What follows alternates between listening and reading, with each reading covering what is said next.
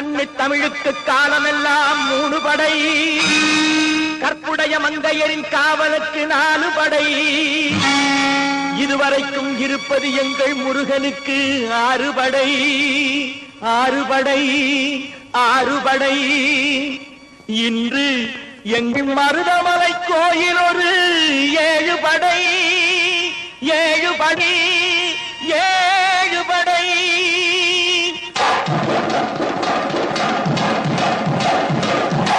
மருதமலைக்கு நீங்க வந்து பாருங்க, ஒரு தரம் மருதமலைக்கு நீங்க வந்து பாருங்க, ஈசன் மகனோடு மனம் விட்டு பேசி பாருங்க. மருதமலைக்கு நீங்க வந்து பாருங்க, ஈசன் மகனோடு மனம் விட்டு பேசி பாருங்க. தீராத வினைகள் எல்லாம் தீர்ந்து போகுங்க, சத்தியமா சொல்லுறேன், தீராத வினைகள் எல்லாம் தீர்ந்து போகுங்க.